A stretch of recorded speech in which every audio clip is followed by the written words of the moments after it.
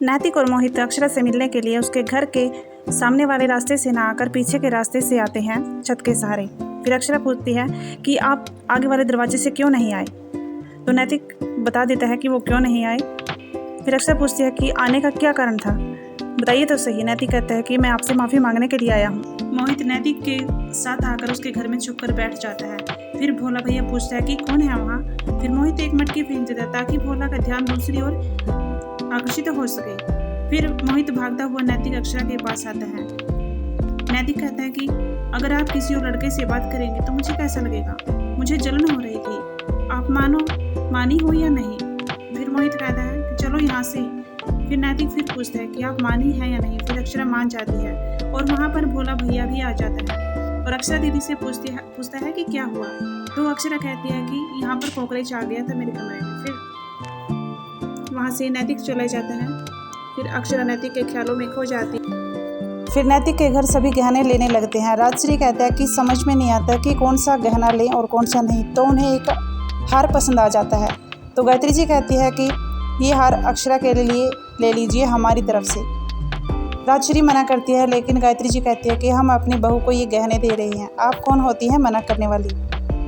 फिर दादी कहती है कि अच्छा तो ये मकसद था आपका हमें यहाँ बुलाने का।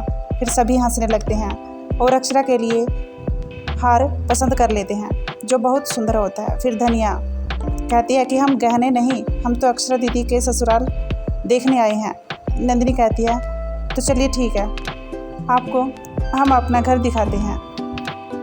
भाभी माँ अक्षरा की दादी को कहती है कि चलो हम आपको यहाँ का सबसे पवित्र स्थान दिखाते हैं, हमारा मंदिर। बस ये मंदिर है जो मैंने अपने हिसाब से बनाया है, बाकी सब छोटी दुल्हन के हिसाब से बना है क्योंकि वो समझदार है, पढ़ी लिखी है। मैंने कहा बस अब तू ही सब कुछ संभाल ले। फिर दादी कहती है कि आप दोनों सगी बहनें लगती हैं। भाभी माँ कहती है कि हम सगी बहनें तो नहीं हैं, लेकिन हम रहती हमेशा सगी बहनों से भी जाता है और ना ही हमारे अंदर कभी भी झगड़ा होता है। मैं तो चाहती हूँ कि सारी चाबियाँ छोटी दुल्हन को सौंपकर तीर्थ चली जाऊँ। फिर मैं नंदिनी के बारे में सोच कर घबरा जाती हूँ। कोई रिश्ता आता है तो चला जाता है, कैसे होगा उसका ब्याह। अक्षरा की दादी कहती है आप ऐसी बातें मत किया करो क्योंकि रिश्ते बनाने वाला तो ये हैं बंसी वाले, सब उन पर छोड़ दो। फिर धनिया नंदिनी के घर की खूब तारीफ करती है। धनिया कहती है नंदिनी दीदी चिंता मत करो, एक दिन आपकी भी शादी हो जाएगी। फिर गोपी दादी के सामने महाराज जी गुलाबों को दाल बनाना सिखाते हैं और कहते हैं कि दाल में ठंडा पानी नहीं बल्कि गर्म पानी डालते हैं। फिर गोपी दादी कहती है कि जब हमारी यहाँ अक्षरा आएगी तो हमारे यहाँ रिवाज है कि दुल्हन के साथ कोई और भी आएगा। तो गुलाबो खुश हो जाती है कि तो क्या उसके साथ धनिया आएगी।